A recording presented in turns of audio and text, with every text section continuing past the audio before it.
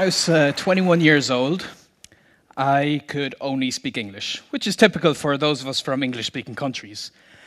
And I had many reasons why this was going to be the case for me for the rest of my life. And I was very confident of this because I had no natural talent, I had a very bad memory, I couldn't travel to the country yet, I was too old, I felt too old, and I was sure that I was going to frustrate the native speakers and embarrass myself. And on top of this, in school, I did really poorly with languages. So I did actually get the opportunity to get into languages after I graduated university with a degree in electronic engineering, still only able to speak English. I moved to Spain, and I figured this is it. This is going to solve my problems, living in the country. No.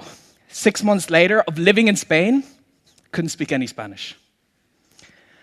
Now, a sensible person would have given up at this stage and gotten the point.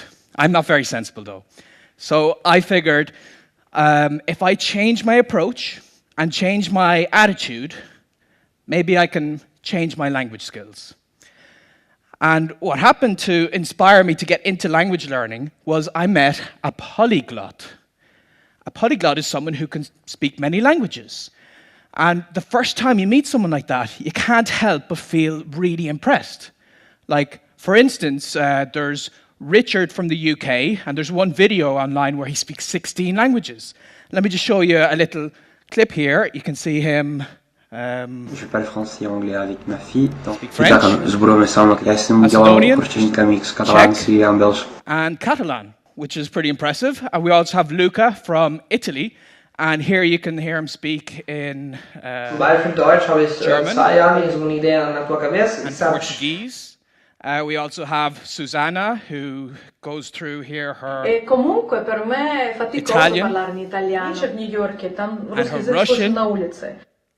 And a very impressive video I saw once, this 16-year-old from America called Tim goes through 20 languages in one video. And in this part here, you can see him go through Wolof,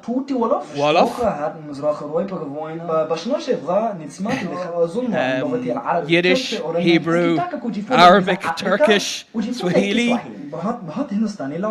and Hindi. So, wow. I met someone like this and I was so impressed.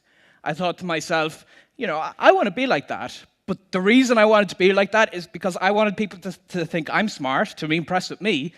And I met this polyglot at the start of my time in Spain, and with this very superficial motivation, just because it would be cool to learn a language, I failed. So what I discovered after those 6 months is one of the biggest problems we have in language learning, but we don't know it, and that's motivation. A lot of us start with the wrong motivation to learn a language. We're learning the language just to pass an exam, to improve our career prospects, or in my case, for superficial reasons, to impress people.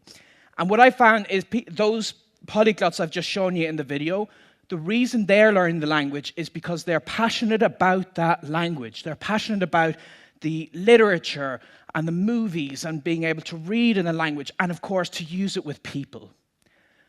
And when I changed that priority of using the language with people, I was able to learn the languages myself.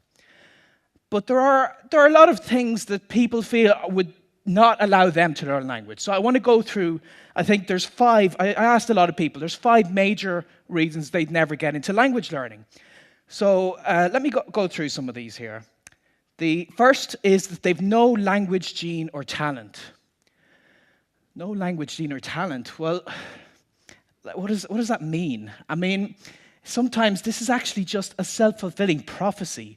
In my case, when I hadn't learned language growing up, or the 6 months of failed learning Spanish, it was just me telling myself, I don't have the language gene, so there's no point in really doing any work in the language. Because I didn't put the work in, I didn't learn the language. It's just a vicious circle.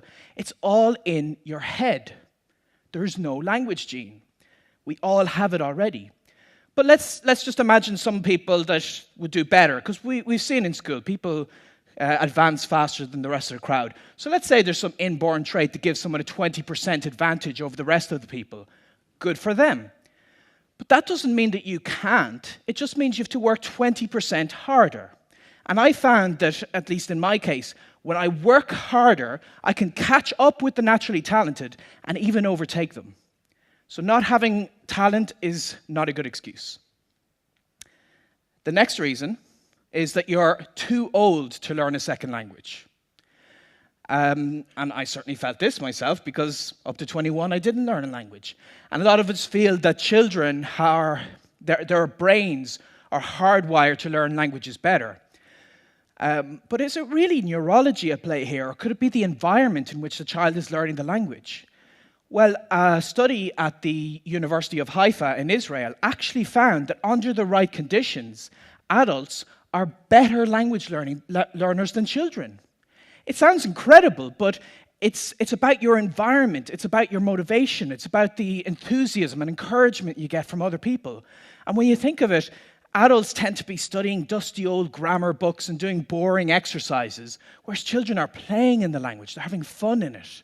So I found that when I changed this to live through the language, not making it about studying the language, but living the language, then I was much more successful. So you're not too old to learn language. I've met people in their 60s starting to learn language and being successful with that. The next excuse people would have is that they can't travel to the country right now.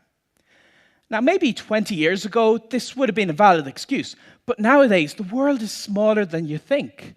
Thanks to the internet, we can connect with native speakers from across the planet, and you'll see that in a lot of cases, they might want to learn your language, and then money isn't even an issue, because you teach them a little and they teach you a little.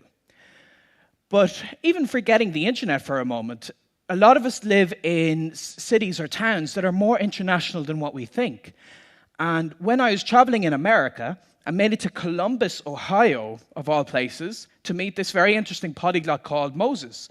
And he does what he likes to call leveling up, where he'll go to some public place and just see if he can find some foreigners and practice the language with them. And I joined him when we went to a mall in Columbus, and the two of us managed to practice 12 languages. And just here in this clip, you can see he goes to his Cantonese and his Cambodian. And you can see the guy really appreciated them trying. So you can learn a language anywhere. And I wanted to push this to the limit. My most recent project, I went to the middle of Brazil, of all places, to learn Egyptian Arabic. And I succeeded because even though there were no Egyptians around me, I got on Skype and I talked for 1 or 2 hours a day, and I managed to go up towards conversational level. So no, not being able to travel to the country is not a good excuse. The next one people might give is they've got bad memory for learning all that vocabulary. And this was certainly what I felt, because when I first tried to learn Spanish, I'd get a big list of words, I'd try to go through them, and I forget them very quickly. But research on memory capacity has found that it's better when you revise these words with the right frequency. And there's this technique called spaced repetition, where you learn the word, you revise the word just before you would forget it. And it looks something like this forgetting curve. The red line is what typically happens when you first see a word, but to get it into your head and stuck there permanently, then just review it to make sure it goes, review it 1 day later, then a week later, and then a month later. And there are apps on your smartphone, and there's free programs you can download that help you time all of this. So that's great, but you can learn the words faster and better if you combine this with an image association technique. So for instance, let's say I wanted to learn that the Spanish word for to fit is caber. Well, what if I imagine then that it's barely possible to fit a bear in a cab? Caber is to fit. So you do this for a lot of words, and it actually gets very easy with time, and you can learn vocabulary instantly. So no, having a bad memory is not a good excuse. Next, and I think the most important one that people always say is that they're going to frustrate native speakers. And this is just so not true. I've been to many places, I've spoken to many people, and every time I attempt to use their language, they're overjoyed. They're so pleased that I'm even trying. And I just feel like, especially adults, when we learn a language, we're such perfectionists. We want everything to be just right. And perfectionism is a really bad thing in language learning, because a language is a means of communication. It's a way to get to know new people and new cultures. And when you embrace this, it's okay to make mistakes. And I actually have a goal to make at least 200 mistakes a day, because then I know I'm getting somewhere, I'm using the language. So embarrass yourself. Go out there, talk to people, it's okay. When do you think I was learning a language better? Here or here? So anyone can indeed learn a language when you use it with people, and it's okay to use it early. And this is so important that you don't have to wait until you speak the language perfectly and fluently and so on. You can get into it sooner than you'd expect.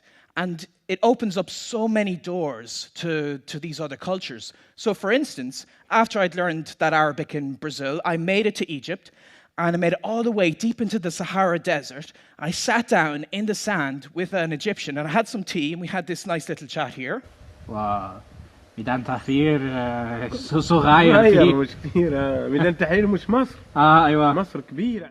And there I'm just saying that Egypt is so much, it's so vast, it's so great, it's so much more than just Tahrir Square in Cairo. And now when I was speaking with him, I used the wrong word here and there, and I conjugated the wrong verb every now and again, but that's okay, because even with this conversational level, I had this fascinating conversation with him. And I've done this with other cultures and other languages. I even managed to learn a little American Sign Language. And here you can see, Juliana had asked me, why didn't I learn Irish Sign Language? And I said, because when I'm in Ireland, I like to improve my Irish or my Gaeilge, which I can then speak here. Maar dúirt me tá mé taiste le Gemlín anús. So that was me on Irish radio saying about my travels and whatever. And I learned Irish for 10 years in school, and I wasn't able to say the most basic phrases after that. But as an adult, I went back to Ireland and I embraced using the language as a beginner. And that helped me to reach this stage. And it's okay to be a beginner, it's okay to be conversational.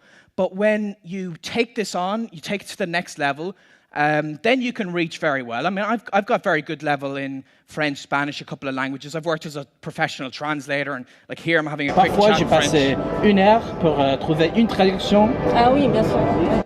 And that's great. That's what everybody thinks of when they're getting into language learning. They think, that's what I want to be. I want to be at this very high professional level, have deep philosophical conversations. And that's fantastic. And yeah, it's impressive when you see people like that. But rather than be impressive, I think it's so much better when you embrace the beginning stage of language learning. And one of the most amazing experiences I've had was when I was in China on the train, 2,000 kilometers deep into China, and I had a basic conversation of what's your name? And it turned out I was given my Chinese name there on the train. And look, this is how it went. 你叫什么名字？ What's your name? 我叫 Benny. I'm Benny. Benny. 我没有中文。I don't have a Chinese 我们 name. 是蛮 And then 可以 Li 的 Hui 行的 says, I'll tell you what, your name is Bunling. Bunling. Eh. Because this sounds like your normal name, and it means ability or skill. And you know, I could have that conversation even with a basic conversation level of Chinese. And I do have the ability, I do have the skill to learn language, but I always did. We all always do. And the reason I have this skill is not because I was born with it and others weren't. It's a decision I made.